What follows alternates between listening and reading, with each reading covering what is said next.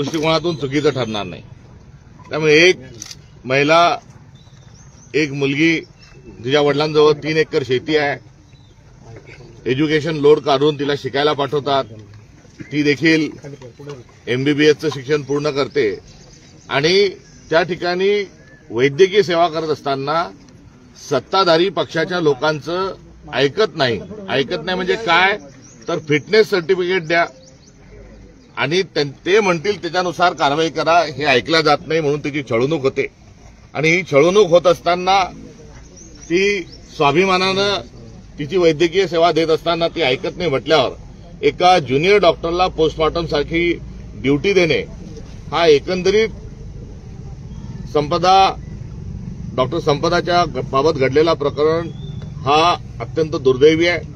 पुरोगामी महाराष्ट्राला लाजिरवाणी अशा स्वरूपाची ही बाब आहे आणि या पार्श्वभूमीवर महाराष्ट्रातल्या विविध गावामध्ये शिकणाऱ्या महिला, मुली, नोकरी करणाऱ्या मुली, महिला या सुरक्षित नसल्याचा देखील या निमित्तानं हे सिद्ध झालंय।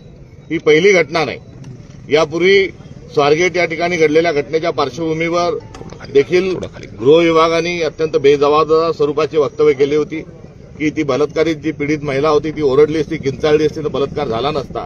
इथपर्यंत हे दुर्दैवी सरकारचे जे उलट्या काळजाचे मंत्री बसलेले आहेत हे मंत्री बेछूट स्वरूपामध्ये कुठलेही वक्तव्य करत आहेत। एका महिला केंद्रीय मंत्र्याच्या घरातील मुलीला छेडलं जातं, पोलीस कारवाई करत नाही तर त्या महिलेला पोलीस स्टेशनमध्ये धरणे द्यावे लागतात।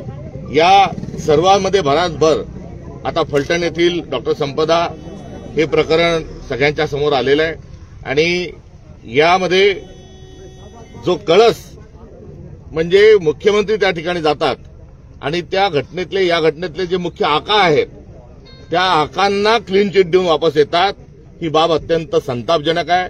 मी मागे काही दिवसांपूर्वी नरेंद्र मोदी यांनी लोकशाहीचा खून केला